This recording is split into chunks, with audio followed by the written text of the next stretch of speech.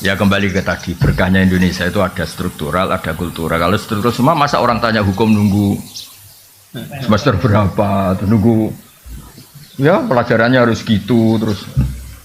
Tapi yang kultural ya nyuwun sewu harus niru ya mirip-mirip saya tadi gitu, sehingga ada babul futya fitorik. Jangan yang kultural juga ikut struktural.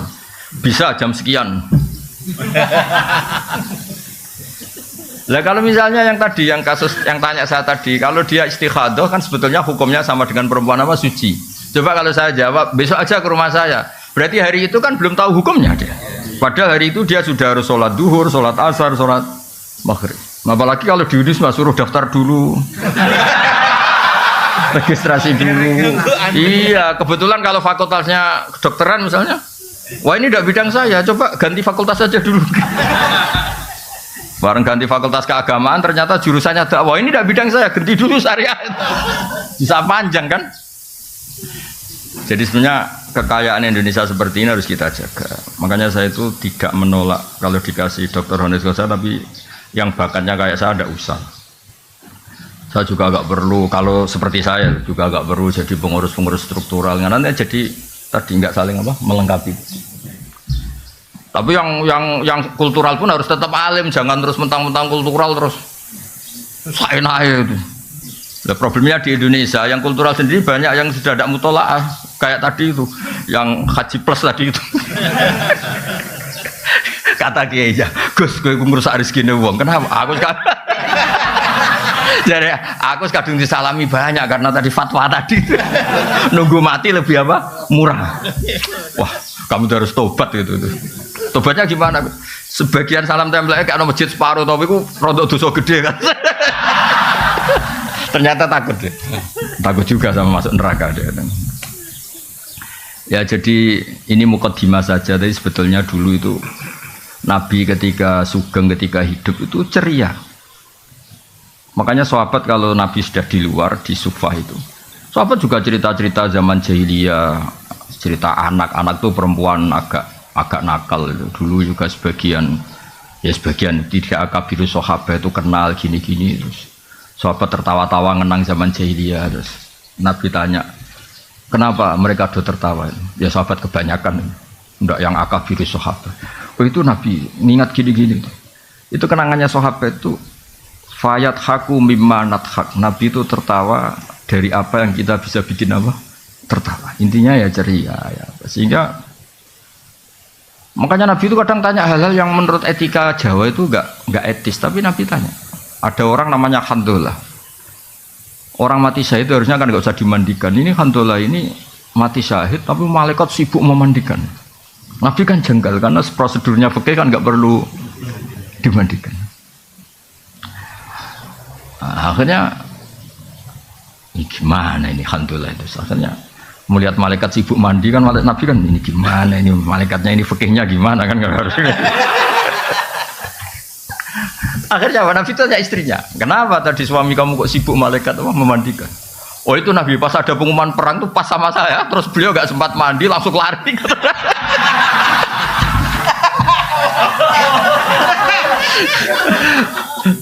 Nah, akhirnya malaikat kan yang ribet itu Pak. Saya nggak ngerti itu gimana dia dapat galon, dapat apa malaikat tadi juga nggak tahu saya. Malaikat nyari di mana itu nggak tahu. Tapi itu sampai si Handolah ini gelarnya apa? Ghusilul malaikah, mayat yang dimandikan. Sampai itu menjadi gelar kehormatan.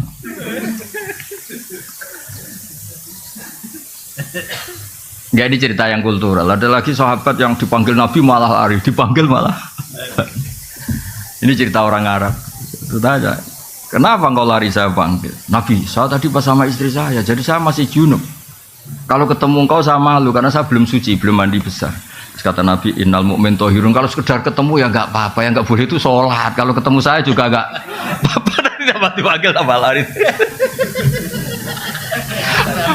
Untung nggak ada sungai berantas, kalau cemplung repot. Artinya gini, dulu itu ini cerita ya, tanpa mengadili, soalnya ini cerita tanpa mengadili. Dulu belajar Islam itu ya gampang begitu.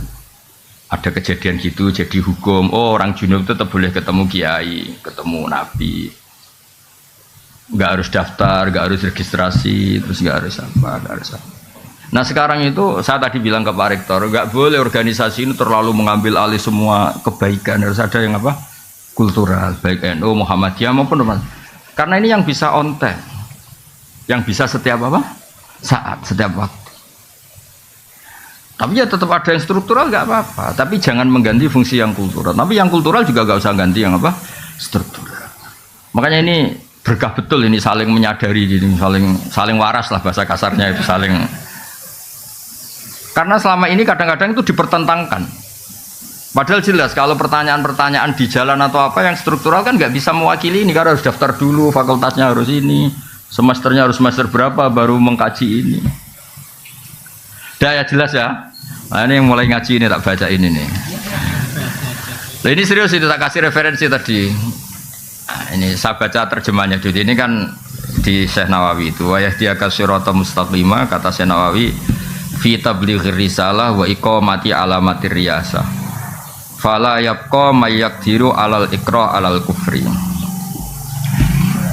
Ya ini saya terjemah, ya terjemahnya dibaca sendiri.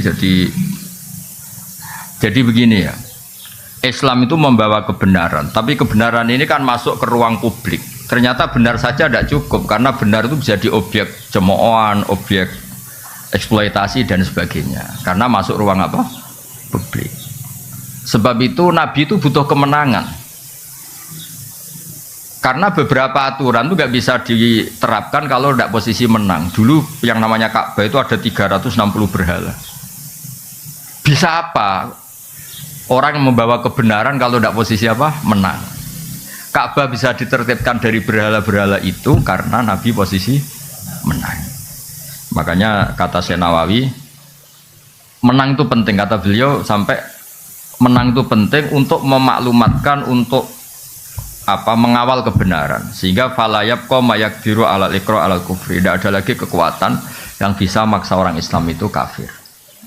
Makanya saya minta kalau misalnya kampus-kampus Islam itu besar kayak Unisma, ZUII besar, kebesaran ini bukan untuk kita tapi untuk Islam, supaya nilai-nilai Islam diterapkan itu lazim saja, bukan hal yang harus diperjuangkan dengan harta dan jiwa, tapi satu apa? Kelaziman. Jadi menang itu kalau di ilmu ini juga jadi berkah, karena beberapa kebenaran ini posisi kita harus apa? Menang, karena masuk ruang apa? Publik. Itu ada seorang yang cerita, dulu miskin terus kaya. Dia itu ketika miskin jadi buruh, kebetulan majikannya non muslim, itu dia bingung usul prosedur untuk bikin waktu sholat. Setelah dia kaya punya pabrik, gampang kan? Udah kalau duhur jeda. Malah karena dia sosokan kiai yang nggak jamaah kasih sanksi. Intinya kalau menang itu kepena itu, tentu tidak untuk otoritarian atau apa. Sebab itu semua nabi itu pasti pernah dikasih menang meskipun di akhirat itu. Karena ada kebenaran yang memang syaratnya itu harus posisi apa? Menang. Menang itu udah harus di struktural, tadi saya ulang lagi di kultural ya. Saya pernah didolani lah, kalau bahasa kiainya mungkin disowani, didolani salah satu cucu pendiri NU. Orangnya sudah sepuh. Saya cerita, kalau masyarakat di Indonesia itu semuanya sholat, semuanya anti zina, anti merkosa, anti kriminal, nanti nilai bersama itu juga jadi ukuran calon presiden, calon bupati, gubernur. Karena satu masyarakat yang biasa sholat, biasa anti asusila, biasa anti perkosaan, pasti nggak akan milih bupati yang nggak sholat, bupati yang pernah kasus asusila atau apa. Jika nilai ini bisa menekan satu aturan, artinya kebenaran menjadi pemimpin, jadi panglima. Itu yang diinginkan orang-orang soleh dulu. Jadi kebenaran itu sebetulnya dengan tanda kutip bisa dipaksakan lewat kultural. Kalau nilai-nilai ini disepakati, kan pasti yang tidak seperti itu tidak dipilih kan? Karena nilai ini jadi konsensus. Makanya Quran ngakui wa'mur bil urfi, terus jadi kaidah fikih al-adat muhakkamah, al-adat muhakkam. Begitu juga di kampus. Ada aturan bersama, rektor itu begini, sholatnya sregep, beretika, tidak punya kasus ini. Jika nanti pemilihan juga berdasar itu, yang jadi juga berdasar kriteria itu. Dan kita bersyukur di Indonesia itu, karena yang dianggap mungkar oleh agama juga dianggap mungkar menurut kepolisian, menurut kejaksaan, kayak korupsi, asusila, pemerkosaan, pembunuhan, narkoba. Yang mungkar menurut agama juga pidana menurut negara. Nah, itu berkah.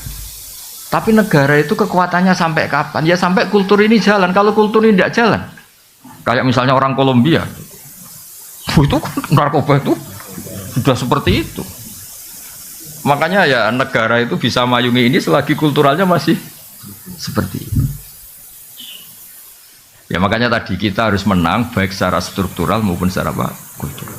Tentu dengan cara-cara yang tetap berkemanusiaan. Ya, itu yang kenapa ada surat Fatah sampai Nabi ngendikan ketika surat ini turun, kata Nabi, unsilat alaiya suratun lahiya ahabbu ilayya minad dunya wa ma fiha. Saya ini dituruni surat yang lebih saya cintai ketimbang dunia seisinya, yaitu surat Fatah, surat kemenangan.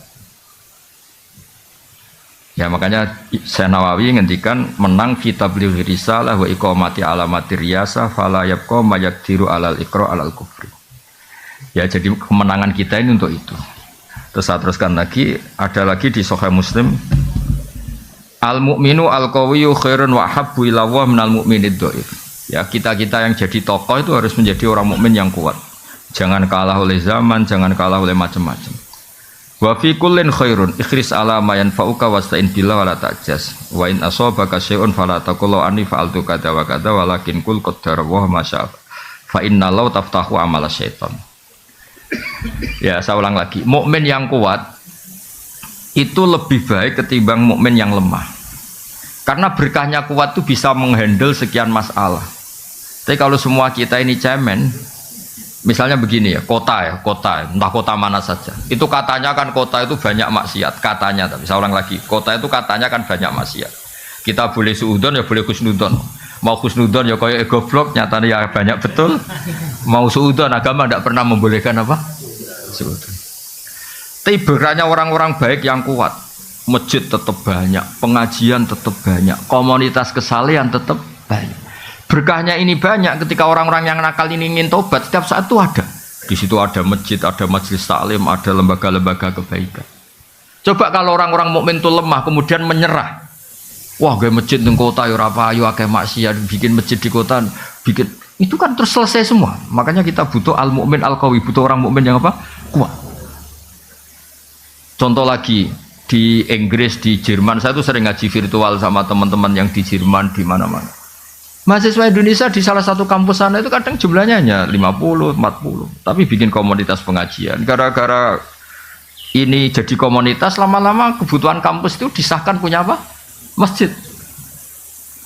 Akhirnya ketemu mahasiswa muslim yang dari beberapa negara. Terus mereka bikin apa? Komunitas. Ada ngaji, ada ini. Coba kalau mukminnya lemah, masa di negara non muslim bikin masjid, komunitas saya semuanya non. Butuh orang kuat. Orang kuat itu udah harus otoriter, nggak ada harus. Makanya kata bapak saya kalau didik saya, ada santri atau putranya sendiri disuruh apa nggak mau, ada yang sepuh, disuruh apa nggak mau karena ada yang sepuh. Kata bapak itu, ikut tawaduk, tambah tanggung jawab gitu. Ya kadang-kadang kan alasannya ini kan wilayahnya rektor, ini wilayahnya kiai, ini wilayahnya orang sepuh. Kata bapak itu tawaduk apa nggak tanggung. Ketika seorang muslim dimanapun berada terus berpikir bikin masjid di kampusnya atau bikin komunitas pengajian, ternyata baik-baik, hanya butuh orang kuat.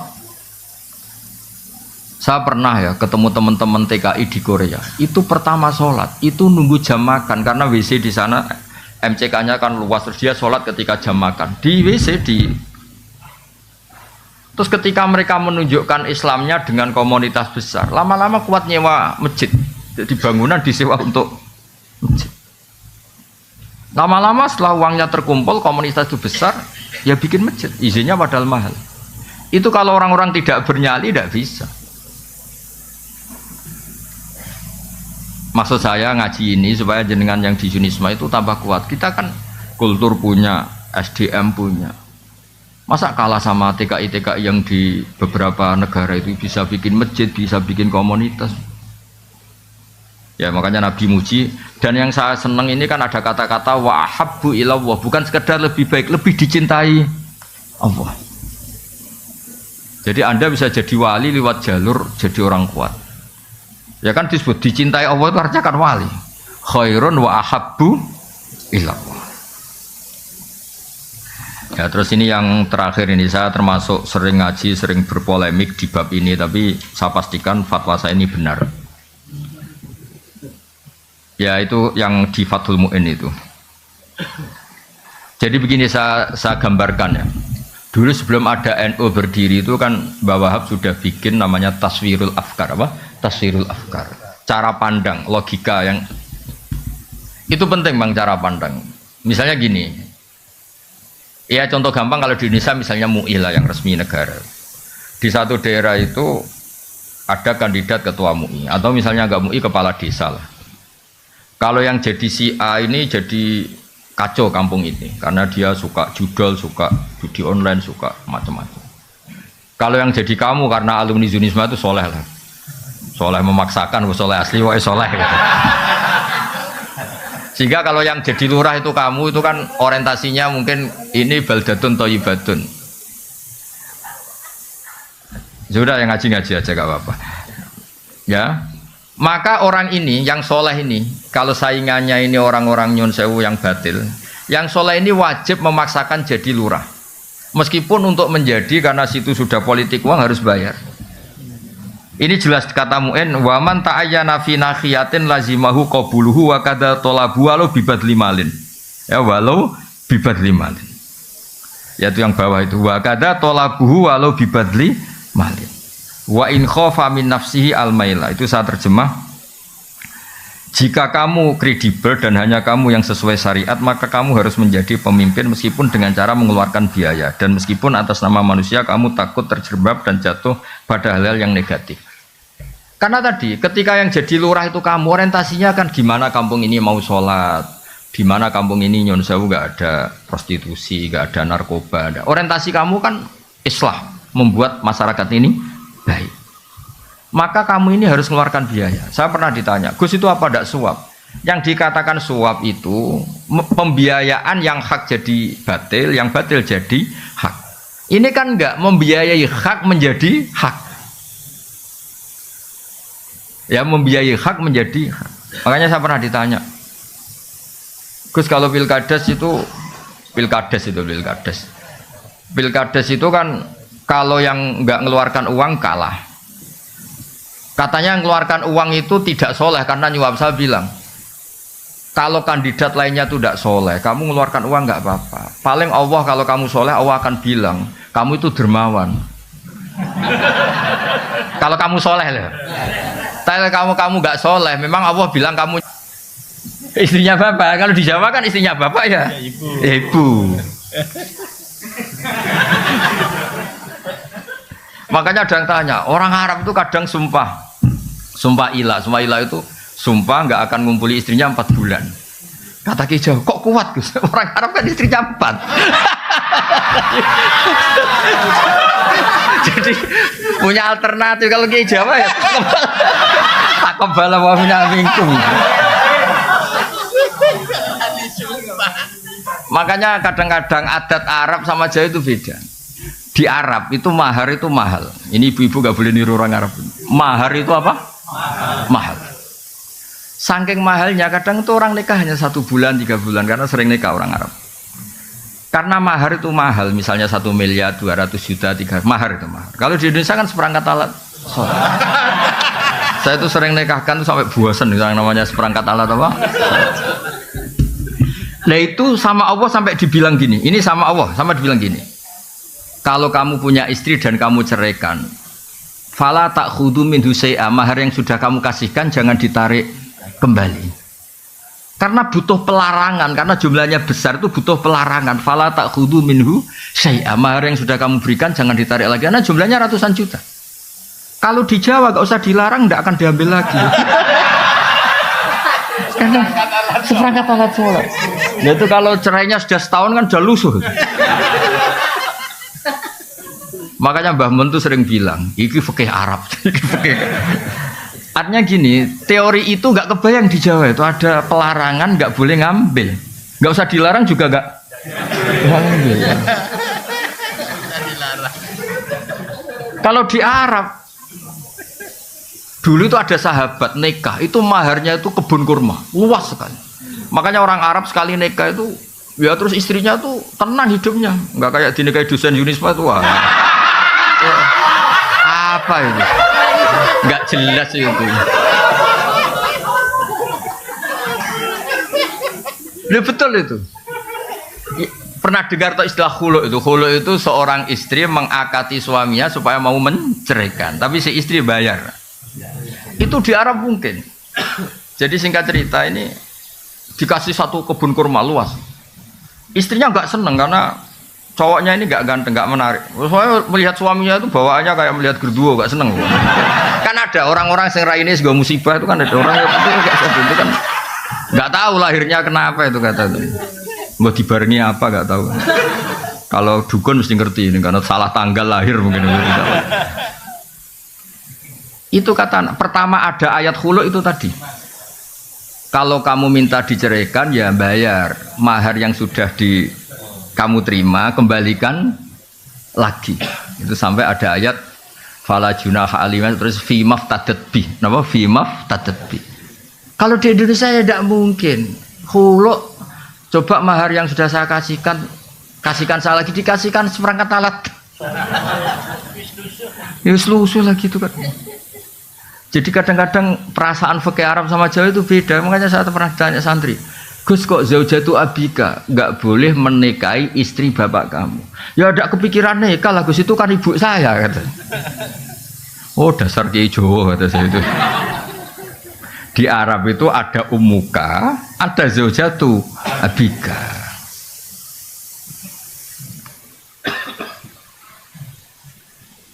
Ya, jadi jelas ya. Ini karena Anda bawa Unisma I-nya itu Islam. Ini makanya ini saya ajarin fikih secara baik dan benar itu. Ya, jadi saya senang sekali karena ini bertemunya tadi struktural sama kultural. Saya tidak hanya mencintai NU, ya saya juga mencintai Muhammadiyah. Semua ormas yang sehat di Indonesia formal itu saya mencintai. Soal kultur NU ya NU karena kita pesan. Tapi tetap kultur itu harus di atas struktural. Karena tadi struktural itu untuk menjaga stabilitas dengan konstituen yang kaitannya negara. Tapi kalau kultural itu setiap saat, setiap waktu. Orang kan nggak mungkin tanya pengurus PBNU, pengurus wilayah. Tanyanya kan sama kiai setempat meskipun nggak punya jabatan apa? Struktural. Ini harus diuri-uri struktural ini. Jangan kok, tapi kadang-kadang yang struktural ya mangkel, yang kultural juga mangkel loh, terus hasut terus itu. Karena dia nggak dapat fasilitas mobil cabang NU mana gitu. Kalau yang pengurus struktural kan ngalor ngidul bawa apa? Mobil itu bisa diding-diding ngatur-ngatur. Kadang-kadang yang kultural itu ya drengki terus. Lah saya ini kan kebetulan saya pribadi kebetulan kan yang kultural yang keramat jadi nggak perlu iri gitu karena saya punya mobil, punya umat, punya komunitas. Yang enggak itu kan bisa perhasutan yang jalan itu. Terus saya bilang, gue kere ra ikhlas malah rokok kata saya. Gue nak wis kere menisan apa? Ikhlas. Jadi kalah donya menang akhirat kata saya. Jangan kalah donya kalah akhirat gitu. Terus uya Gus astagfirullah. Astagfirullah terlambat kata saya gitu. Karena tadi berkahnya kultural itu orang bisa tanya setiap.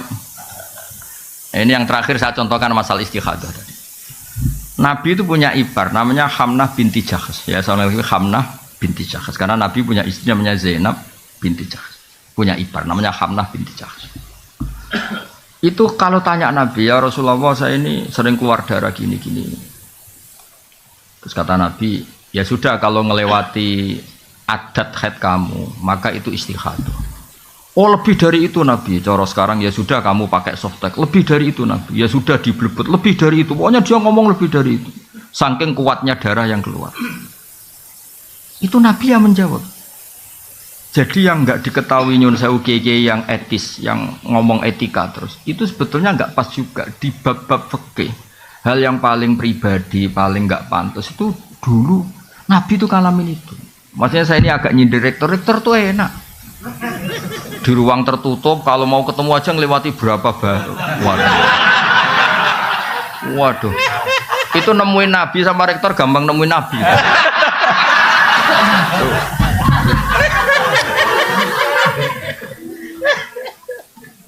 Apa apalagi ketua yayasan ya. Wah, malah ngeri lagi.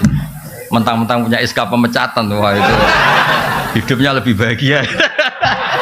Rektor masih takut sama ketua apa? Saya dulu ya janggal loh, kenapa sih orang kok hormat? Ternyata saya pengurus yayasan baru tahu. Saya kan biasa ikhlas, jadi kaget kalau ada orang hormat tuh kaget tuh. Hanya. Makanya saya tahu kenapa istihadah itu rudat ilal adat, dikembalikan adat. Terus kata Nabi, fatahayyadi sab'ata ayamin au sittata ayamin. Kamu haidnya dihitung 6 atau 7 hari sebagaimana hari-hari ketika kamu normal. Qabla ayusi bagi ma'asobaki. Sebelum kamu kena penyakit itu biasanya haidnya berapa hari, yaitu dipakai apa? Acuan. Yang di atas itu dianggap apa? Istihadah. Itu jadi sama, jangan bayangkan Nabi itu prosedural, mau ketemu rektor janjian dulu, terus yang jaga sudah dibeli, mau ketemu Pak Rektor sudah janjian. Saya tuh apa lagunya orang struktural. Aduh, loh. Tapi kalau sama saya enak aja. Kemarin Dek Fuad itu cerita 4 hari yang lalu, Gus itu Mas mau ada ngaji itu Unisma tanggal 20. Saya tuh tidak bantah. Pokoknya kalau saya pas nganggur ya saya ngajar. Saya cuma profesional nyiapkan makalah. Saya ini memang pengagum ilmu. Saya tidak pernah ngaji seenaknya, nggak pernah saya. Tapi kalau tanggalnya saya bilang kalau ditakdir saya pas di rumah tak ujar, kalau enggak ya tidak apa-apa kan. Pikiran saya sederhana, Mas. Mereka ngecewakan saya, tidak akan saya kualat, kata saya.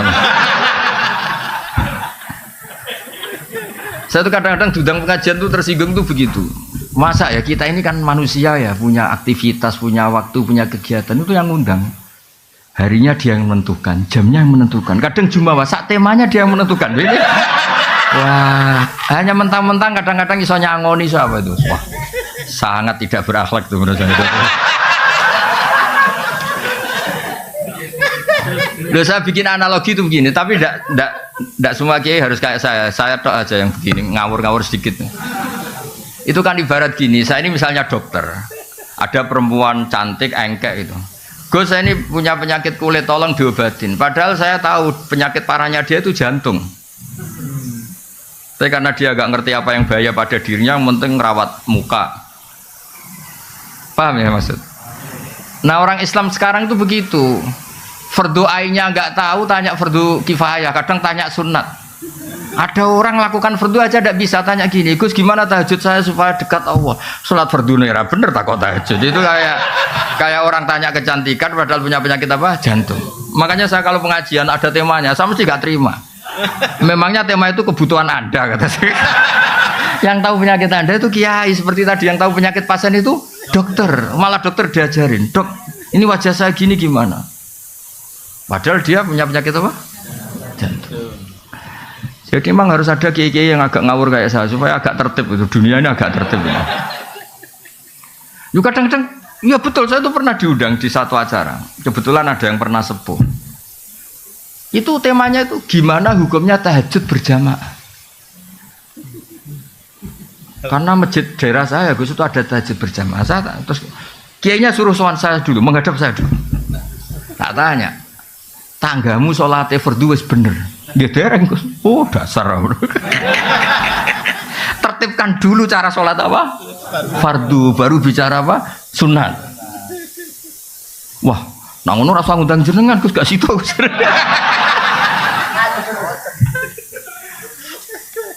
Tapi akhirnya mereka terus sadar, tak angan-angan bener Gus lah. Fardu bener kok takok. Jadi kadang-kadang orang Indonesia tuh aneh. Tapi kebetulan aneh ini yang melakukan banyak terus tidak aneh.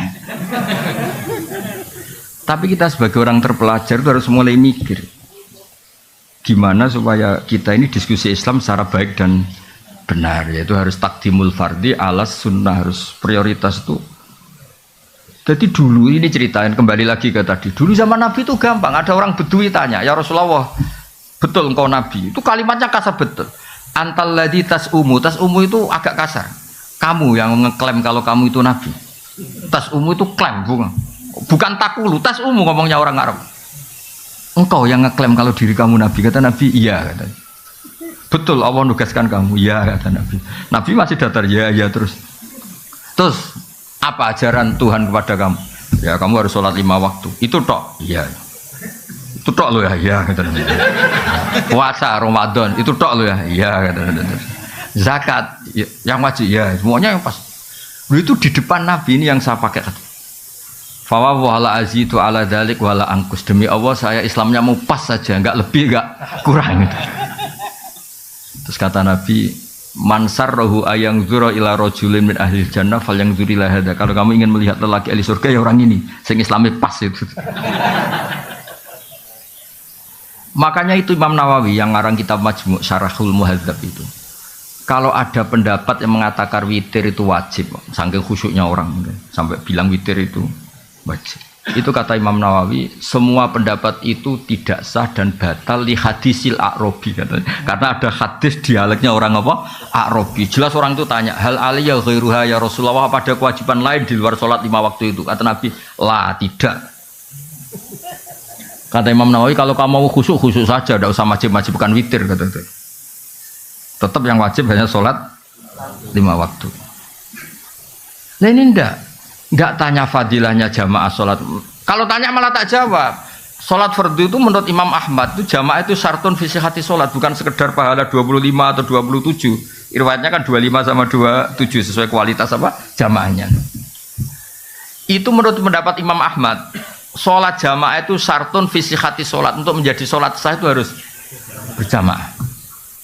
Makanya alhamdulillah kita Syafi'i. Kalau Ahmad, wah masalah itu kamu. Alasannya masuk akal. Alasannya Imam Ahmad begini. Kewajiban itu bisa diukur dengan tingkat digugurkan kalau ada kondisi emergensi darurat. Sholat khauf, sholat ketika perang itu rumit apa enggak? Rumit kan? Ternyata oleh Allah tetap disuruh jamaah. Sampai kaifiahnya susah kan? Iya. Coba.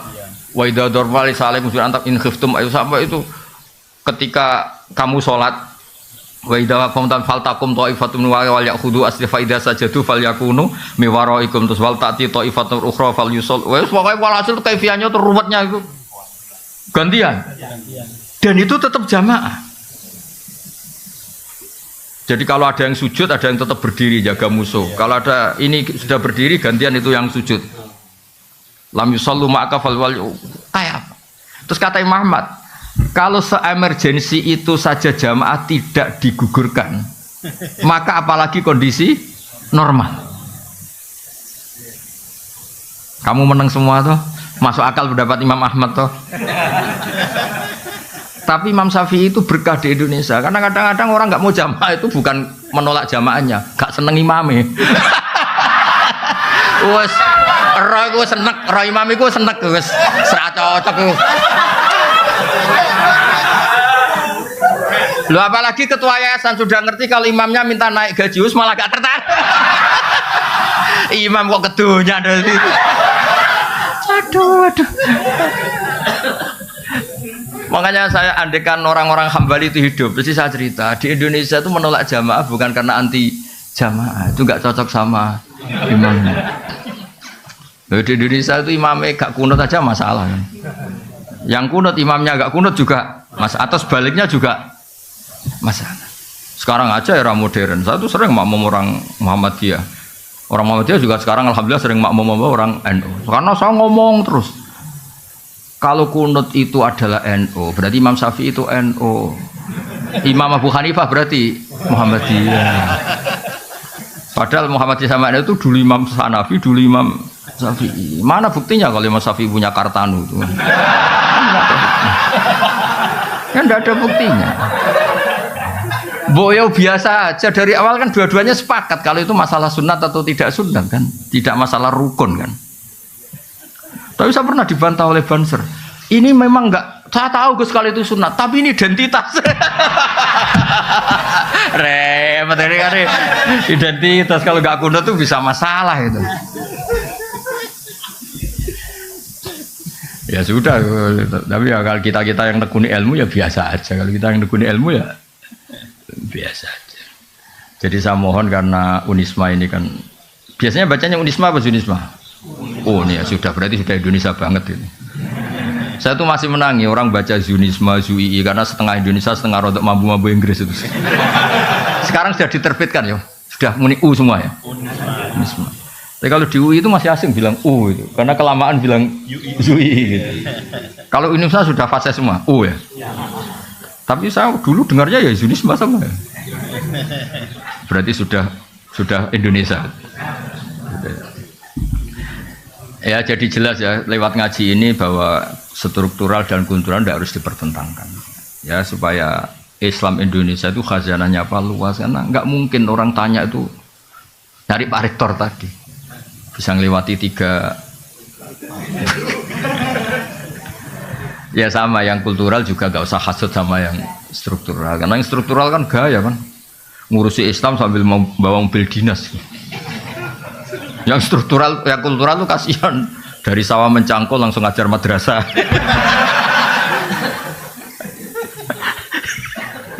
Kasihan muridnya 8 kadang hadir hanya 2, nakal.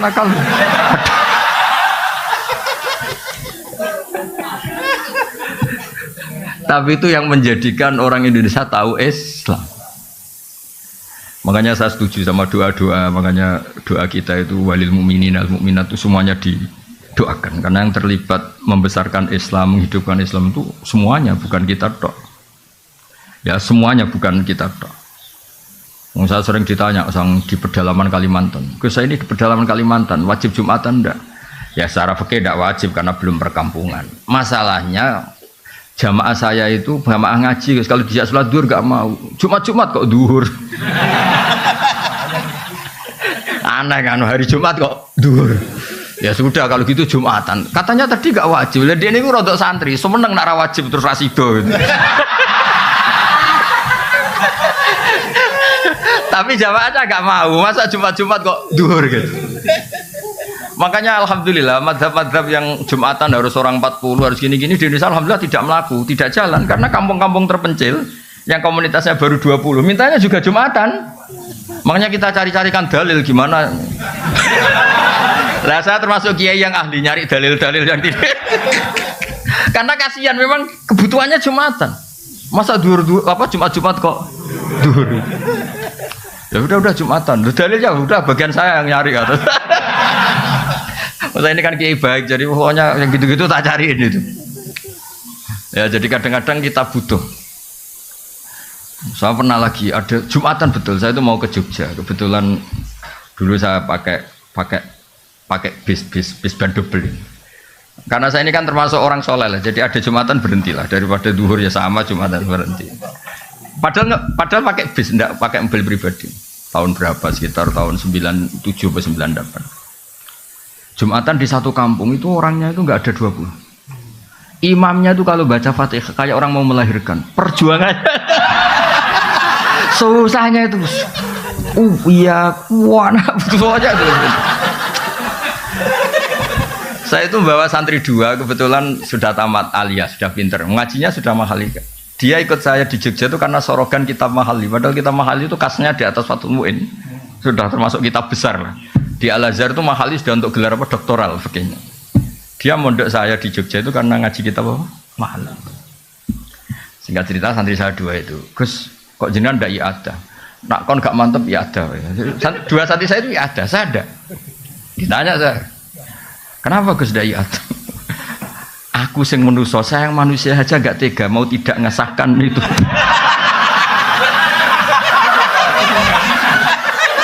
Apalagi Allah yang Rahman Rahim. Melihat perjuangannya di situ kayaknya pasti sah. Tadi ditanya, ini fikih apa? Ya fikih husnudzon kata saya. Padahal sebetulnya saya itu punya madhab-madhab Hanafi untuk mengesahkan yang seperti itu. Tapi saya tetap guyon ini fikih husnudzon. Karena kalau saya iada itu kan semi suudzon, kalau sholat itu enggak sah. Jadi kamu itu benar secara fikih, tapi nanti dihisab karena suudzon. Karena kamu sampai iada itu menganggap itu tidak sah. Lah saya ini husnudzon tapi agak-agak gak syafi'i, karena sebetulnya memang secara syafi'i harus iada. Saya kali ini agak-agak Hanafi kata saya. Tapi demi menghormati perjuangan tadi, saya bilang tadi saya yang manusia saja nggak mentolo mau tidak ngesahkan melihat perjuangannya gitu. Apalagi Allah yang Rahman Rahim. Maksud saya cerita ini supaya yang jadi apa ya tokoh lah di masyarakat bacanya banyak. Kayak saya itu ya baca kitab Mizan Kubro, baca kitab-kitab khilaf-khilaf. Bukan untuk tatabbu rukhas mencari yang gampang. Kita ini punya umat banyak dan sebagian memang nggak ngerti apa. Kalau kita bilang-bilang nggak sah terus itu kan kasihan. Ya kan orang awam tuh kalau mau ruko ada noto sarongnya itu, wah itu 3 kali itu nggak sah, kan jadi ribet. Ya, semangat ya muni rasa itu kan. Mbok ngaji itu yang luas itu sehingga bacaannya banyak. Makanya saya tuh ngadepi orang Junisme apa tenang saja. Bukan karena cuma bukan. Ketoknya sinaune akeh aku dari tenang. Ini bukan urusan sombong tapi urusan profesional apa? Supaya jelas itu apa aturan mainnya tuh jelas. Jadi nggak boleh orang itu. Ya bener bapak tadi kalau nasihati saya, iku tawaduk ora tanggung. Itu bapak saya. Jadi kalau ada orang alim kok ndak ngajar atau mau apa sungkan. Itu tawaduk bukan tanggung. Jadi karena bedanya tipis ya. Ada kejadian kebalikannya, orang sudah sopo imami aja dibopong, diangkat. Alasannya beliau itu istiqomah. Alasannya karena mulai muda sampai tua itu jadi imam masjid. Itu berhentinya jadi imam masjid padahal dibopong. Kalau mau khutbah itu dibopong, diangkat 2 orang, 3 orang ke mihrab itu. Marinya itu dia berhenti dari imam masjid itu digojlok bapak. Iku istiqomah tak mau digenti. Terus sama bapak digojlok. Alumni pondok Didi nganggur gara-gara kiai-kiai kau jenengan. Maksudnya agak ada regenerasi. Jadi kan beda tipis antara istiqomah sama gak mau. Jadi makanya dunia itu harus ada diskusi. Ternyata tawaduk sama gak tanggung jawab itu ya tipis. Istiqomah sama gak mau diganti itu ya tipis. Nggih ngoten mawon nanti diskusi sakadare nggih tanya jawab sakadare. Sementing aja ibu-ibu tanya rektornya saja nanti. Nggih wassalamualaikum warahmatullahi wabarakatuh. 2 aja ya. Nggih. 2 aja kalau. Monggo. Ya ini yang 3 Gus yang angkat tangan. Nggih monggo berurutan mawon. Pak Afif, Gus Torik sama Pak Afif.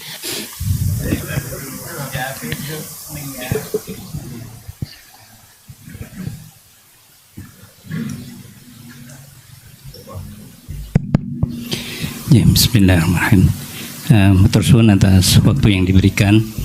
Ada 2 pertanyaan, Gus. Loh, belum tidak korupsi ini. Kok enggak 4 sekalian? Yang pertama terkait dengan penafsiran ayat mengenai Inna fatahna laka fatham mubina, tentang pentingnya kekuatan untuk bisa mengawal kebenaran. Tapi sampean percaya tuh sama kitab itu? Injih. Oh ya udah percaya dulu nah. Jangan nanti aja, penting percaya dulu. Iya. Dan dikaitkan dengan hadis Rasulullah, al-mu'minul qawi khairun wa habbu ilallah minal mu'minid dhaif. Ini kaitannya dengan qadhiyah Palestina sekarang niki. Di mana sudah setahun lebih ini kan tertindas dan ada wacana untuk kemerdekaan Palestina ya, tapi dengan beberapa syarat ya, di mana di sana ada 2 faksi, ada faksi Fatah yang lebih memilih jalur diplomasi dengan Israel dan juga Hamas yang lebih memilih untuk mukawamah ya. Nah,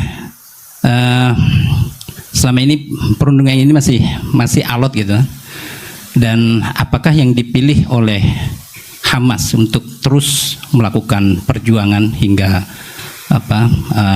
mendapatkan kemerdekaan ini sebagai sebuah cerminan dari al-mu'min al-qawi, atau justru cara Fatah yang ingin melakukan menghasilkan perdamaian ini melalui jalur diplomasi. Yang kedua terkait dengan masalah fikih. Dari apa yang panjenengan sampaikan tadi panjang lebar, saya menjadi teringat dengan sosok ya Kiai Harismatik ya, Kiai Haji Ahmad Sahal Mahfud. Beliau dikenal dengan fikih sosialnya. Dan tadi kalau berbicara tentang asbab nuzul mengenai surah Mujadilah itu kan menarik sekali ya. Jadi ada semacam perubahan ya hukum ya yang dari awalnya itu tidak boleh menjadi boleh ya. Nah, kalau kita kaitkan dengan fenomena sekarang ini, kita juga mengenal ada yang disebut dengan fikih progresif ya. Jadi apakah memungkinkan ya dengan kondisi real di masyarakat sekarang ini ketetapan-ketetapan hukum itu yang sudah ditetapkan dalam Al-Quran bisa berubah ya secara hukum dengan menyesuaikan kondisi di masyarakat. Bukankah tadi dari asbabun nuzul ini ya kemudian ditetapkan dan itu menjadi syariah. Nah, apakah syariah itu sesuatu yang tetap atau memungkinkan untuk bisa berubah dari yang halal menjadi haram ya, misalkan dari yang makruh menjadi dan sebagainya. Saya bisa jadi mahasiswa. Gak mau kalau contohnya. Ya, matur suwun Gus. Dua pertanyaan Gus. Ya. Lanjut. Yang kedua monggo Gus Torik biar berurutan. Assalamualaikum warahmatullahi wabarakatuh. Ini namanya siapa tadi? Afif. Pak Afif. Afifullah atau Afifuddin? Afifullah. Wah. Nggih. Mohon izin Kiai mau bertanya. Awalnya banyak pertanyaan tapi takut dianggap korupsi jadi satu mawon insyaallah. Jelas korupsi itu Bang. Nggih. Karena Universitas Islam Malang itu ada Islamnya, maka biasanya Ngomongnya sama rektor. ada banyak sekali kajian-kajian fikih di dalamnya. Dan dalam kajian fikih kami itu ada kajian fikih as'ilah farodiyah. Jadi segala macam persoalan yang diawali dengan huruf lau, andai gini gitu. Teringat tadi ada kisahnya Handolah, kemudian ada yang ini jima dan lain sebagainya. Ada satu soal farodi yang mungkin niki kami butuh pencerahan dari Bapak Kiai. Butuh pengkhayalan kamu. Mboten. Jadi Kanjeng Nabi niku dawuh wa fi bud'i ahadikum shadaqah. Jadi kalau mau sedekah itu enggak harus pakai uang, bahkan memberi nafkah batin kepada istri itu juga termasuk ibadah sedekah ngoten. Istrinya mau ya. Oke. Nah, ada soal farodhi niku ngenten. Itu kan ngasih nafkah batin ke istri kan ibadah. Kemudian mendengarkan rekaman. Ya, kalau istrinya nolak berarti nolak ibadah ya maksud kamu. Mboten. Kalau farodinya ngenten Yai. Ngasih ibadah, ngasih nafkah batin kepada istri itu ibadah. Nah, kemudian mendengarkan murotal kaset itu juga ibadah. Kalau saya memberikan nafkah batin sambil mendengarkan murotal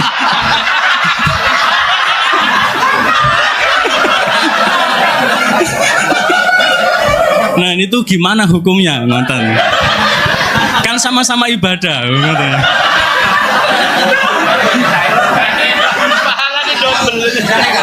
Turun sampun.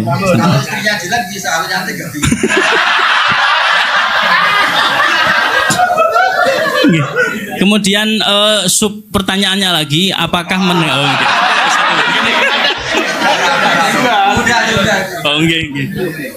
jadi murotal tadi apakah wajib kita mendengarkannya ngonten? Karena rekaman nggih. Oh nggih. Baik, yang terakhir perkenalkan nama saya Afifuddin dari Fakultas Ilmu Administrasi. Namanya siapa? Afifuddin. Beda dengan ini, Afifullah. Ya, itu Afifullah. Kalau ini muannas yang saya mudzakkar. Baik, saya tidak keluar dari konteks dan saya tidak korupsi. Saya hanya satu ucapan saya di dalam hadis Sahih Muslim, al mukminu al qawiyyu khairun wa habbu ilallah minal mu'minu adh-dhaifi. Yang jadi pertanyaan saya adalah bagaimana apabila ada orang kuat punya kemampuan tetapi lebih memilih uzlah seperti yang dilaksanakan oleh Imam Ghazali ketika menjadi rektor di kampus An-Nizamiyah. Kemudian beliau menemukan segala sesuatu yang mengatakan bahwa saya harus lebih uzlah daripada jadi rektor. Saya keluar saja, saya uzlah saja di masjid sampai akhirnya bisa menghasilkan karya yang monumental yaitu Ihya Ulumuddin. Jadi mohon arahan dari Gus Pak lebih arahan ke rektor disuruh ngomong saya jelek. Maksudnya ini uzlah, kamu yang rektor. Oke, mohon arahnya Gus. Antara uzlah dengan menjaga kekuatan itu lebih bagus mana? Terima kasih. Begini ya, sesuai kaidah ilmu wala taqfu ma laysa laka ilm ya. Dengerin dulu nih Mas Afifu. Ya. Sebetulnya masalah Hamas Fatah itu setahu-tahunya kita itu lewat media. Saya ulang lagi, setahu-tahunya kita ini lewat media. Kita nggak tahu persisnya. Yang kita tahu hanya persisnya secara hukum, kita harus bantu Palestina dengan segala cara. Dan Alhamdulillah Indonesia termasuk negara yang mulai zaman Pak Karno sampai sekarang selalu mengakui kemerdekaan apa? Palestina. Tapi kalau pada level teknis membandingkan Hamas dengan Fatah, saya itu pernah punya buku tentang Yasir Arafat. Ditulis wawancara, penulisnya itu wawancara dengan Yasir Arafat. Kalau baca itu seakan-akan yang masuk akal ya Fatah lewat diplomasi. Tapi melihat sekarang Israel begitu seakan-akan Hamas yang masuk akal. Tapi saya ulang lagi, hal-hal seperti itu setahu-tahunya kita tetap lewat media. Itu kan sama dengan fenomena ormas-ormas keras di seluruh dunia. Kadang-kadang nyun sewu ada penumpang gelapnya yang sedang nggak suka pejabat yang sedang apa jabat. Jadi tidak, ini bukan urusan sudon dan sudon, sama-sama acak secara ilmu itu potensi itu ada. Makanya kita nyari ilmu yang paling aman, bahwa membela dengan segala kemampuan yang tidak punya efek ke Indonesia itu wajib. Tapi dengan syarat tidak punya efek ke Indonesia. Karena kita bela Indonesia itu berdoain, karena ini negara kita, bela mereka itu sudah berdikifat.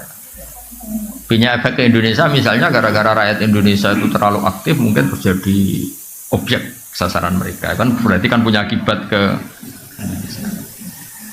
Terus Kowi itu bisa Kowi visioner. Saya beri contoh, dan ini pasti benar. Bukan karena saya ngomong, tapi ini karena hadis sahih. Kowi itu bisa cara visioner, apalagi ini lembaga kampus, lembaga akademik. Sulhul Hudaybiyah itu semua perjanjiannya itu merugikan umat Islam. Semuanya. Sampai saking secara fikih itu pasti salah. Saya ulang lagi, secara fikih itu pasti salah. Bukan mungkin salah, tapi pasti salah. Secara fikih lah. Itu sampai Umar tuh tanyanya Nabi itu dari awal sudah. Alastabi Rasulillah, apa engkau masih Rasulullah? Karena kok semua perjanjian yang merugikan umat Islam kau iakan? Apakah engkau masih Rasulullah? Dan Nabi itu tenang.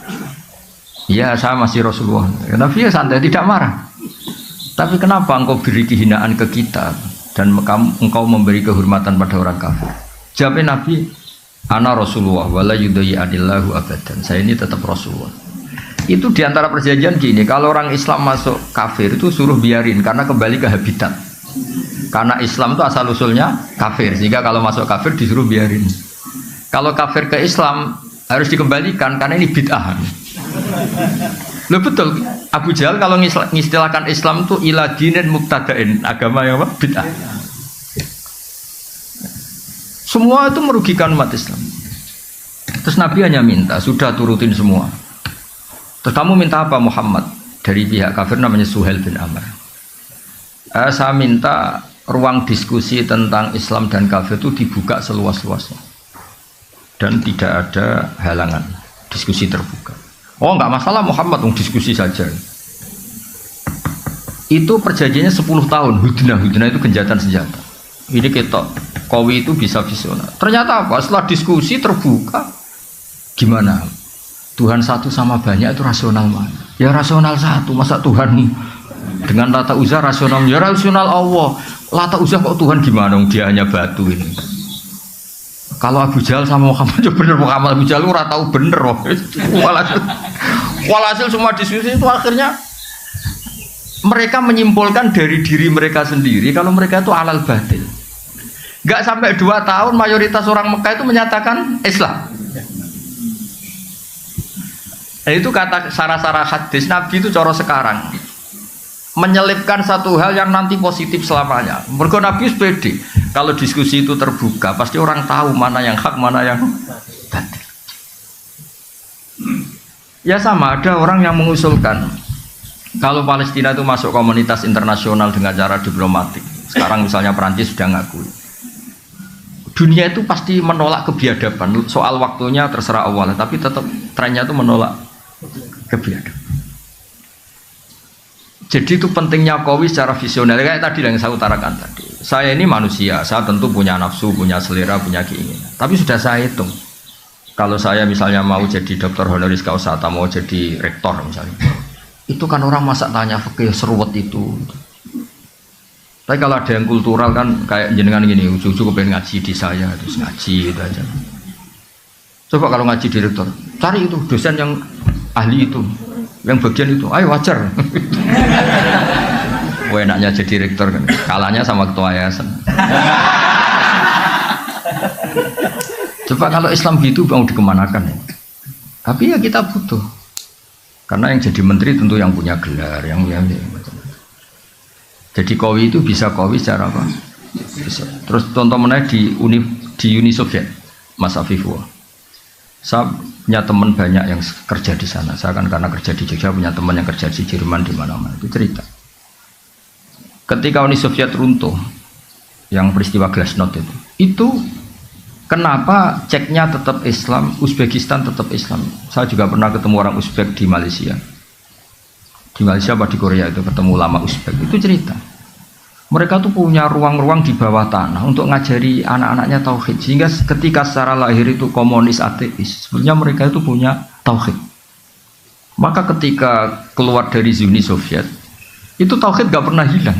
Jadi barokahnya kayak Madin. Jadi terus mereka milih jadi tetap negara Islam. Uzbek, Ceknya.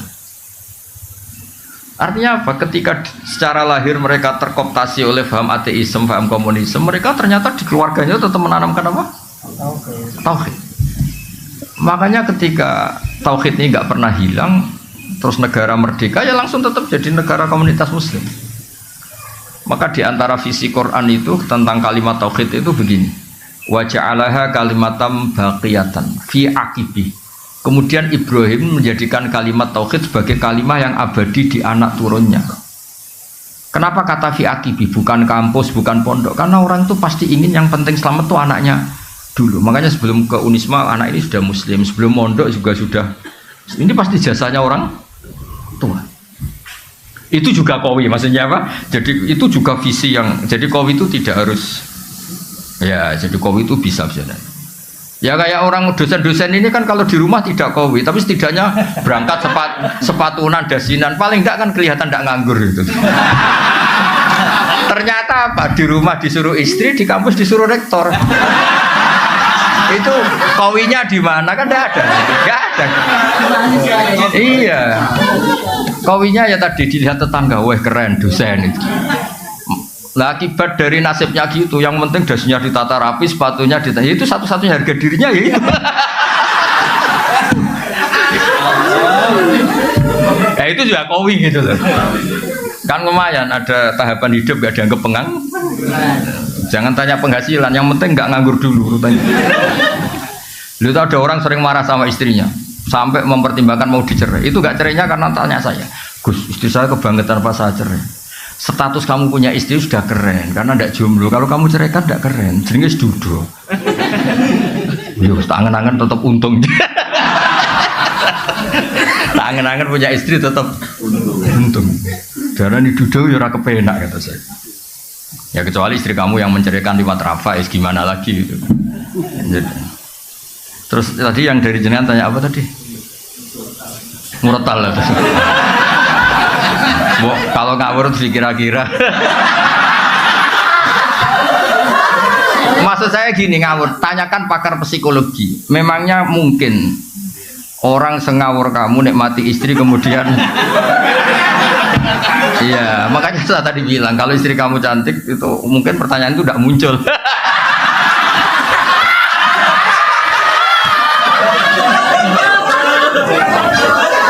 Karena sambil kecewa makanya sambil bisa mendengarkan.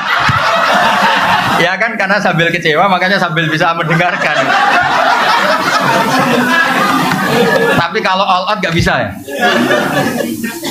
Ya makanya pertanyaan tadi itu kadang-kadang ngawur itu ya penting. Jadi itu kan sebetulnya hadis itu bukan untuk tadi untuk fardiyah tadi untuk pengandian itu. Bukan untuk pengandian. Nabi itu ingin semua kebaikan sebenarnya mudah. Keseharian kamu itu sudah ibadah. Termasuk ngumpulin apa? Istri.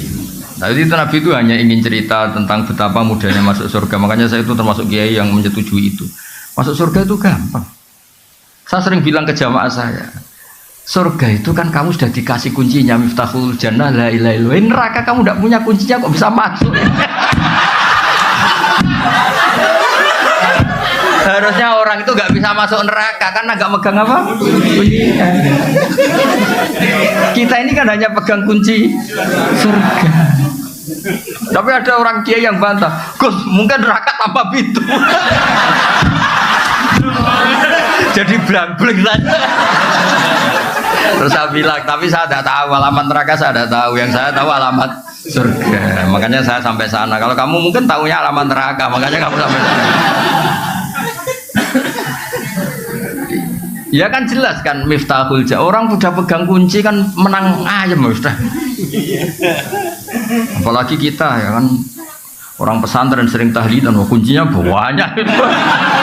Mau lipat pintu mana kan kita sering. Ya kan kita kan sering tahlilan itu kuncinya kan.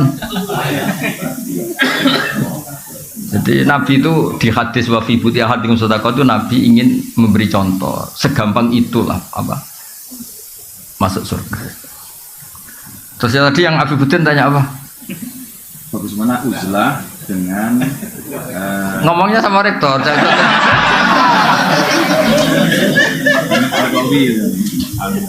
Saya termasuk yang sudah uzlah, tapi tadi karena tetap punya kesadaran kitmanul ilmi itu dosa dan tabligh itu wajib, makanya tak genti. Saya ngaji Rebu itu ya kayak saya nemuin jenengan. Saya sering cerita ke anak-anak saya uzlah itu enggak kena hisab Allah, karena praktiknya saya kalau urusan ilmu itu saya nerima tamu tapi hanya urusan ilmu. Kalau tamu-tamu apalagi adat NU itu kadang kan kacau. Maksudnya kacau gini, kiainya itu istrinya satu, kadang tanya, Gus doain saya istri 4 tuh rukun semua. Aduh. Terus ada kiainya tuh karuan miskin, nggak punya pom. Saya sering punya tamu, Gus saya ini punya pom 2, doain laku semua. Itu kan bikin kiainya ngetes, kiainya saya nggak punya pom. Saya itu termasuk kenapa gak terima tamu itu dosanya tamu-tamu yang ngawur-ngawur itu termasuk itu. Saya sebetulnya termasuk kiai yang mapan ya, tapi mewakili kiai yang tidak mapan. Tuh sering kiai kampung komplain saya, Gus bener jenengan Gus, kadang kita tamu jangan kurang ajar terus seperti aku melarat. Iso kon ndongakno pom, wong aku tuku bensin wae utang. Jadi kadang-kadang kiai desa mau gue jimat tok disangoni 1.000, iki ndongakno toko kularis ngene-ngene lho. Itu kan pamer halus loh, sebetulnya itu pamer halus. Jadi uzlah itu ya ada sebabnya, dipicu tadi kemarahan-kemarahan sama tamu-tamu itu. Lah tamu kok sopan tuh gimana? Tema yang nentukan dia. Kita yang punya rumah mungkin kan punya masalah keluarga, tapi tamu itu kan yang menentukan tema. Jadi saya mau nikah lagi, doain 2 istri saya rukun. Begini ini kan juga ngenes. Kadang istri satu saja mendekati cerai kok ada orang. Kenapa? Oh iya kan ngawur betul itu tamunya itu. Jadi sampean kan gak rasane dadi kiai itu kalau tamu itu macam-macam. Saya kan termasuk kiai yang gak pati tertarik kaji berkali-kali. Saya pernah haji. Itu kadang ada tamu travel tuh. Saya doain setiap tahun bisa haji. Padahal saya tidak termasuk yang berpendapat itu penting. Tapi dia memaksakan untuk didoain tiap tahun bisa haji.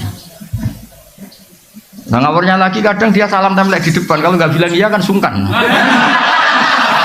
Makanya saya kan termasuk kiai mapan, saya bilang ini kalau kamu udah ikhlas temanya apa dulu, uang pegang dulu kata saya. Saya bilang saya ini kiai mapan loh, udah pati butuh kata saya. Mikir dia kalau ngadepin saya mikir, wah repot musuh Gus Pak. Saya bilang saya ini kiai mapan loh kata. Nah, uzlah itu yang pasti benar adalah menghindari hal-hal yang tidak penting atau yang mengarah ke maksiat. Yang mesti salah menghindari hal wajib.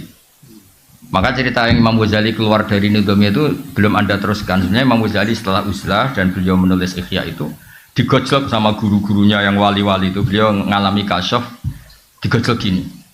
Enak-enakan kamu di sini. Dulu orang-orang baik itu wa'udhu fisabili, disakiti ketika berjuang belain saya. Nabi ditanya orang-orang Bedui kadang menyakitkan pertanyaannya apa? Kalau kamu di sini enggak mengalami wa udhu fisabili. Makanya terus beliau kembali tapi tidak jadi rektor, terus bikin madrasah 2. Yang depan madrasah fikih, yang belakang madrasah tasawuf. Khonikoh namanya itu. Jadi akhirnya beliau kembali tapi enggak jadi apa? Rektor. Tapi tetap apa? Ngajar. Jadi kalau ke depan tuh ngajar apa? Fikih, kalau belakang ngajar thariqah kalau di Indonesia. Jadi nak neguri istighosah, nak ngarep hada halal, hada haram. Kira-kira gitu. Jadi saya juga melakukan itu. Saya ini sudah uzlah, tapi kalau ada ngaji saya tetap ngaji. Saya tuh kalau ngaji Jalalain itu setengah 12 sampai setengah 4 biasa saya berjam-jam. Karena ngafaroi saya sudah tidak bisa nerima tamu. Tapi saya pastikan asal usul pemicunya itu tamu-tamu tadi yang saya sebut itu.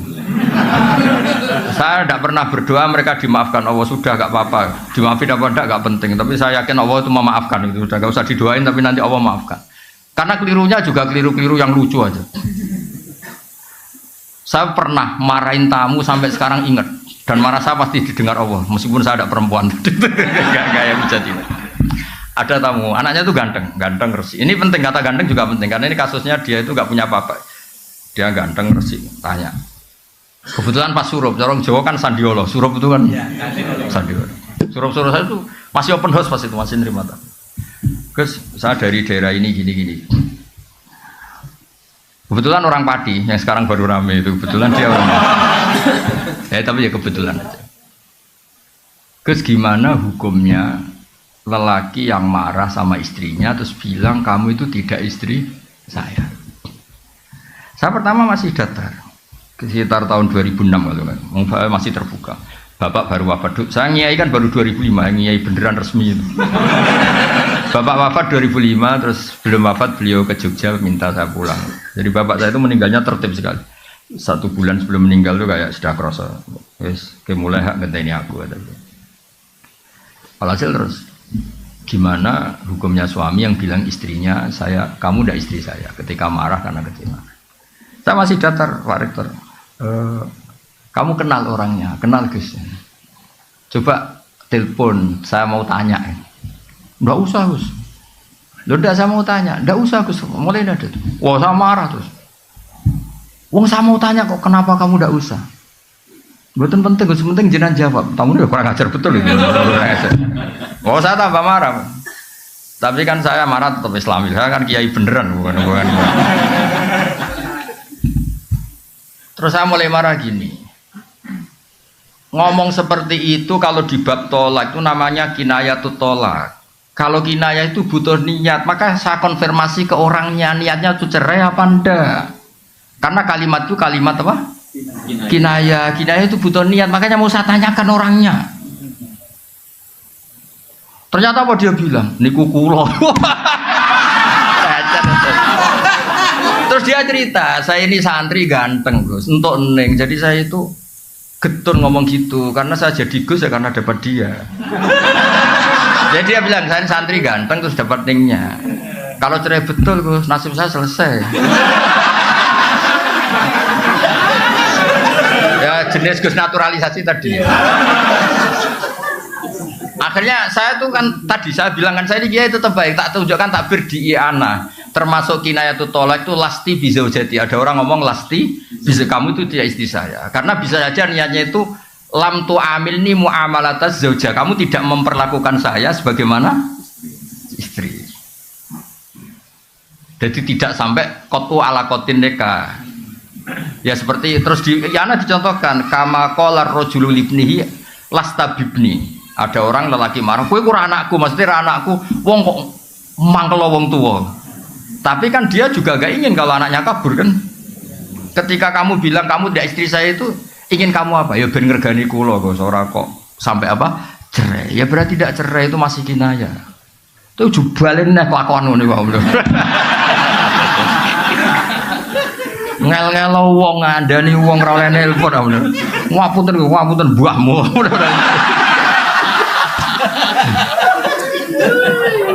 Sampai situ masih baik. Coba orangnya telepon, mau saya tanya. Karena ini urusan kinayah kan tahtaju ilan niyah.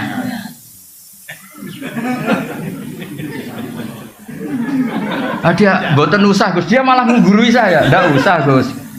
Loh ndak usah gimana? Ndak usah Gus. Saya akhirnya nerangkan lafadz itu kinayah. Jadi saya butuh konfirmasi. Masih niatnya gimana? Lagi dia ngaku niku kulo. Andai kan sudah peristiwa rame ini di TV, dasar wong padi gitu. Untung belum rame yang sekarang itu. Wah, akhirnya ya terus ada adzan maghrib, udah pulang-pulang, takok wae suruh ribet teman. Jadi maksud saya tadi ya, saya mohon yang di Sulisma yang nekuni fikih itu kalau perlu gajinya dinaikkan Pak Rektor yang nekuni. Karena sudah pakai nama I itu apa? Ya kan sudah pakai nama apa? Islam. I itu kan kasihan I-nya kalau. Terus saya mohon tema yang diangkat yang sering itu yang berdoain kayak tadi sahnya tolak tidak, karena ini penting. Kadang-kadang karena kampus itu urusan kampus besar, terus temanya tuh global, di dalamnya enggak. Kadang-kadang kan ya tadi gimana fenomena Wahabi, Salafi, Syiah itu berapa kelompoknya. Dia ngerti Syiah itu organnya gini-gini, terus Wahabi gini. Di kampungnya dia enggak siapa tahlil RT aja enggak laku dia. Itu akhirnya dia tidak punya kemampuan dakwah sebenarnya, tidak bilisani kaum ini. Makanya saya di mana-mana tetap berpakaian gini supaya menunjukkan bahwa Nabi dulu itu ngakui pakaian-pakaian setempat. Dulu sahabat yang dari Habsyi, ya dari kayak Bilal itu kan dari Habasyah, tetap gaya apa? Habasyah yang apa? Makanya wa ma arsalna mir rasulin illa bilisani apa? Qaumi. Sehingga kadang-kadang Nabi itu pakai bahasa yang Ki Jawa itu tidak siap. Misalnya Nabi kalau ngandani orang nyun sewu kadang bilang wailak waihak, di bahasa Arab itu biasa. Tapi Ki Jawa nak maknanya kan bingung. Nabi itu orangnya sopan kok bilang wailak waihak. Itu kultur. Kultur itu gak bisa diterjemahkan tuh sopan apa gak sopan kultur. Kayak orang Jawa Timur kalau orang Jogja bilang saya itu gak siap. Itu Gus ketemu orang Jawa Timur. Masa ketemu kancan loh, kon jauh urip toh. Itu coba kalau bayangkan kalau ada itu orang Jogja kan aneh betul bahasa itu. Saya itu kan lama kerja di Jogja. Saya punya teman di kantor itu rata-rata orang Jogja, ada orang Jawa Timur. Wah, itu mesti gak sambung. Lho bojomu cek iki orang Bu Ijo loh. Itu di Jawa Timur gak tersinggung ya? Iya. Biasa kan ya. Dioper-tombokan iya. Ya di Arab ya sama kira-kira bayangkan gitu. Wailak waihak itu gak perlu diartikan sopan tidak sopan. Loh Nabi itu pernah ya bilang gini, bukankah orang masuk neraka itu karena lisannya? Itu orang Arab protes. Masa Nabi karena omongan saja kok masuk apa? Zaman itu awal-awal Islam. Nabi ngendikan apa? Sakilat ka umuk. Cek siale mbok muda anak koyo ora pahaman. Jelas di semua itu kalimatnya Nabi sakilat ka umuk. Cek siale mbok muda anak kowe gak pahaman. Tapi tadi yang kultur itu kata ulama-ulama nggak usah dianalisis nih sopan apa tidak sopan karena kultur tertentu begitu. Apa mana jenenge wong belah orang-orang laut itu kadang misal itu kayak salam gitu. Ya, kalau orang Jawa Timur paham sekali guys ya. Ini kan pura-pura khusyuk semua. Ya kan biasa kan? Betul, apalagi Surabaya. Loh kadang. Iya mau sok misal kancane kayak salam.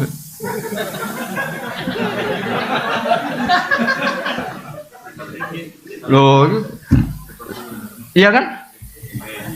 Makanya ini nekat tanya wafi budi ahadim itu kalau gak orang Jawa Timur gak mungkin. Itu kalau seminar di Jogja gak mungkin kan ada pertanyaan seperti ini. Gak mungkin. Loh saya kan sering ngisi di Jogja gak pernah ada pertanyaan senakal ini gak pernah. Jadi kultur itu iya makanya kalau tadi kenapa ada kata-kata fala ta'khudhu min syai'a karena kultur Arab tuh ngasih mahar itu besar sehingga kalau nikahnya 1 bulan merasa rugi harus ditarik kembali lah. Allah butuh menjelaskan jangan karena adatnya besar dan akhirnya ingin menarik. Andai kan Quran turun di Jawa gak ada ayat itu. Iya kan kepikiran aja ndak. Iya seperangkat alat. Udah gitu belinya di pasar ya. Aduh, mau bungkusnya tok yang mewah itu. Ya jadi itu termasuk, saya mohon ini Pak Rektor yang ngurus agama itu gajinya dinaikin itu, kalau enggak kasihan itu Ustaz. Karena pengalaman di beberapa kampus Islam itu fakultas agama itu kan biasanya kecil karena mahasiswanya sedikit, apa itu disubsidi sama kedokteran ekonomi. Akhirnya itu lucu, yang ahli agama tawaduk sama yang tidak ahli agama. Loh, ngaku aja itu kan gitu. Saya itu kan lama kerja di Jogja, jadi tahu betul kayak gitu tuh. Iya, itu nyata apa teori itu? Enggak, itu nyata apa teori? Jadi yang istilahnya apa kalau di Unisba? VAI apa? PAI. Oh besar, alhamdulillah. Ya itu harus itu. Bilangin aja, ini yang mewakili I. Gitu.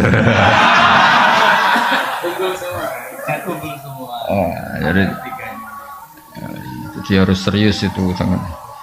Nggih, ngoten mugi-mugi barokah. Assalamualaikum warahmatullahi wabarakatuh. Bismillahirrahmanirrahim. Rahmatika ya ghafur ya syakur. Sallallahu alaihi wasallam Muhammad sallallahu alaihi wasallam.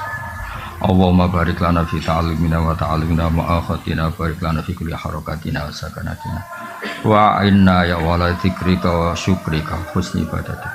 Allahumma ya Allah innaka ta'lamu sirrana wa alaniyatina faqbal ma'dziratana ta'lamu hajatina fadil wa min al-sajmanan wa syukur qalbina kunan sadana barik lana ya fi kulli harakatina wa sakanatina ya Allah rabbana atina fid dunya hasanah wa fil akhirati hasanah wa qina adzabannar. Sallallahu alaihi wasallam Muhammad sallallahu alaihi wasallam. Subhana rabbika rabbil izzati amma yasifun wa salamun alal mursalin. Alhamdulillahirabbil alamin.